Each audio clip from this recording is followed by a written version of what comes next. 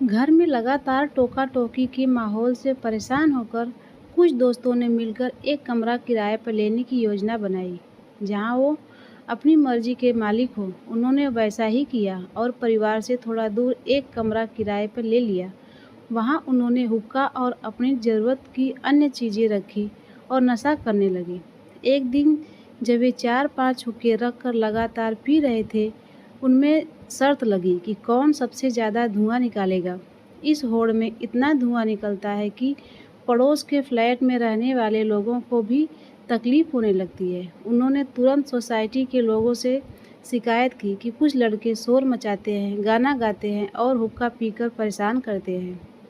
जब यह बात सोसाइटी तक पहुंची तो लोगों ने आपत्ति जताना शुरू कर दिया। इसी टोका-टाकी और आपत्तियों के कारण एक नहीं बल्कि 3 भयानक कत्ल हो गए।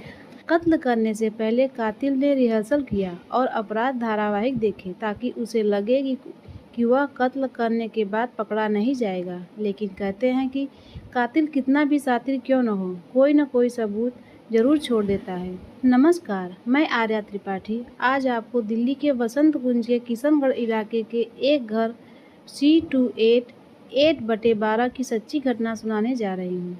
यह घटना 10 अक्टूबर 2010 की सुबह लगभग 5 बजे की है। इस घर में 4 सदस्य रहते थे। एक सदस्य जो अभी बेहोशी से उठा ही था, अचानक जोर-जोर से चीखने लगा। सुबह के 5 बजे उसकी चीख सुनकर लोग घर की ओर दौड़े। वहां उन्होंने देखा कि बाकी 3 सदस्य, लड़के के पिता, मां और बहन खून से लथपथ पड़े थे। ऐसा लग रहा था कि किसी भारी और धारदार चीज से उन पर लगातार वार किए गए थे, जिससे पूरे घर में खून फैल गया था। देखते ही देखते वहां लोगों की भीड़ जमा हो गई और पुलिस को सूचना दी गई। मौके पर पहुंची पुलिस ने जो देखा उससे उनकी भी आंखें खुली रह गई। पहली नज़र में यह मामला लूटपाट का लग रहा था, जिसमें विरोध करने पर तीनों की हत्या कर दी गई थी।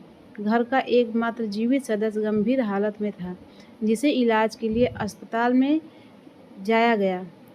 पुलिस ने अपनी जांच शुरू कर दी। आसपास के सीसीटीवी कैमरे और लोगों से पूछताछ करने के बाद भी पुलिस को कोई सफलता नहीं मिल रही थी। पुलिस परेशान थी और उच्च अधिकारियों सहित 8 टीमें बनाई गई।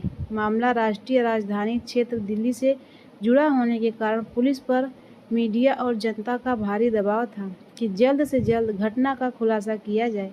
परिवार के मुखिया का नाम मिथिलेश वर्मा था, जो पीओपी का काम करते थे। उनकी पत्नी सिया लगभग 48 साल की गृहिणी थी। उनकी 16 साल की बेटी नेहा, जो सूरजमल पब्लिक स्कूल में 9वीं कक्षा में पढ़ती थी, और 19 साल का बेटा सूरज, जो गुरुग्राम के एक प्राइवेट स्कूल में बीए प्रथम वर्ष का छात्र था। परिवार के सदस्य थे। सूरज घायल अवस्था में थे, अस्पताल में भर्ती था, इसलिए उससे ज़्यादा बातचीत की जा नहीं सकती थी। पुलिस को कोई ठोस सुराग नहीं मिल रहा था। तभी एक सिपाही की नज़र एक लाश पर गई। लाश को पोस्टमार्टम के लिए ले जाने से पहले सिपाही ने कुछ देखा और अपने वरिष्ठ अधिकारियों से कहा कि उसे कुछ गड़बड़ लग रही है। उसने बताया कि मिथिलेश वर्मा की लाश पर चादर पड़ी थी और कातिल ने चादर के अंदर से ही चाकू मारना शुरू कर दिया था। इस पर अधिकारियों ने कहा कि इसमें क्या खास बात है। सिपाही ने तर्क दिया कि अगर लूटपाट होती तो मिथिलेश वर्मा जगा हुआ होता और उसके ऊपर चादर नहीं पड़ी होती। सोते हुए किसी व्यक्ति को चादर ओढ़कर चाकू क्यों मारा जाएगा? अगर वह जाग जाता या विरोध करता तो शायद चादर उसके ऊपर नहीं होता। पुलिस वालों की इस बात में दम लगा। साथ ही लड़के को सिर्फ एक चोट लगी थी। पोस्टमार्टम रिपोर्ट में पता चला कि लड़के की मां को 17 बार, बहन को 7 बार और पिता को 8 बार गहरे चाकू मारे गए थे, जबकि लड़के के सिर पर सिर्फ एक चोट थी। जब लड़के को अस्पताल से लाया गया और पुलिस से उससे पूछताछ की तो उसने बताया कि घर में कुछ बदमाश घुस आए थे और लूटपाट कर रहे थे। लड़के की बात में इसलिए भी दम था क्योंकि घर का सारा सामान बिखरा पड़ा था, जिससे लग रहा था कि लूटपाट हुई थी। लेकिन जब लड़के से पूछा गया कि उसके शरीर पर चोट के निशान क्यों नहीं है, तो उसने कहा कि हमलावरों में से किसी ने उसे धक्का दिया था और दीवार में टकरा कर वह बेहोश हो गया था। पुलिस के लिए यह भी एक बड़ा सवाल था कि दूसरों को इतनी बेरहमी से मारा गया और उसे सिर्फ धक्का दिया गया। तभी लड़का उनका मुख्य संदिग्ध बन गया। पुलिस लड़के से जानकारी जुटाने की कोशिश कर रही थी। तभी मिथिलेश वर्मा के परिवार वालों को सूचना दी गई। वे उत्तर प्रदेश के कन्नौज जिले के ठठियारे थाने से थे। वे मौके पर पहुंचते और उनसे पूछताछ की गई। पड़ोसियों से भी पूछताछ की जा रही थी, लेकिन लड़के के चाल चलन के बारे में कोई अच्छी जानकारी नहीं मिली। दरअसल लड़के का पढ़ाई में मन नहीं लगता था। वह 12वीं कक्षा में फेल हो गया था, जबकि परिवार वाले चाहते थे कि वह इंजीनियर बने। उसके पिता काफ़ी मेहनत करते थे और उसे आगे बढ़ाना चाहते थे, इसलिए वे उस पर ज़्यादा टोका-टाकी करते थे। जब लड़के से पूछा गया कि हत्या का मुख्य कारण क्या था और उसने हत्या क्यों की, तो वह ज़ोर-ज़ोर से रोने लगा। परिवार वालों और रिश्तेदारों के सामने रोते हुए ऐसा लग रहा था जैसे उसे जानबूझकर फंसाया जा रहा हो। परिवार वालों और रिश्तेदारों ने पुलिस से भी इस बारे में बात की, तो पुलिस वालों ने कहा कि वे अपना काम कर रहे हैं और उन्हें थोड़ा समय चाहिए। हालांकि पुलिस कुछ ही घंटों में इस घटनाक्रम के खुलासे के करीब पहुंच चुकी थी। जब लड़के से फिर पूछताछ की गई तो उसने अपनी कहानी बताना शुरू कर दिया। उसने बताया कि उसे हर छोटी बात के लिए टोका जाता था। घर में वह कैसे बैठता है, क्या खाता है, क्या पीता है, यहाँ तक कि उसके दोस्तों को लेकर भी उसकी माँ, बाप और बहन उसे टोकते थे। उसकी छोटी बहन जो 9वीं कक्षा में पढ़ती थी, अपने स्कूल के बारे में मैसेज पढ़कर अपने पिता को सुनाया करती थी, लेकिन उसके माता-पिता उससे नाराज़ नहीं होते थे, जबकि लड़के को हमेशा टोका जाता था। लड़के के मन में अपनी बहन, माँ और पिता के प्रति इतनी नफरत भर गई कि एक बार उसने अपने दोस्तों से कहा कि घर और बाहर सब उसे टोकते रहते हैं, इसलिए कहीं बाहर कमरा लेते हैं, जहाँ वे आराम से रह सकें। लेकिन वहाँ जब हुक्का पार्टी होती थी तो उसके धुएं से आसपास के लोगों को दिक्कत होती थी। कुल मिलाकर वह घर और बाहर दोनों जगह परेशान रहता था। तब उसने सोचा कि अगर घर का कोई सदस्य नहीं रहेगा तो घर खाली हो जाएगा और वह अपनी मर्जी से सब कुछ कर सकेगा, कोई रोकने टोकने वाला नहीं होगा। इसलिए सूरज ने 9 अक्टूबर 2010 की रात लगभग 2 बजे जब उसकी अचानक आंख खुली तो वह अपने घर में रखी एल्बम को देखने लगा। एल्बम के एक-एक फोटो को गौर से देखने के बाद जब रात के लगभग 3 बज गए तो वह उठा। कुछ दिन पहले उसने 50 रुपये में एक कैंची और एक चाकू खरीदा था और उन्हें घर में छुपा दिया था।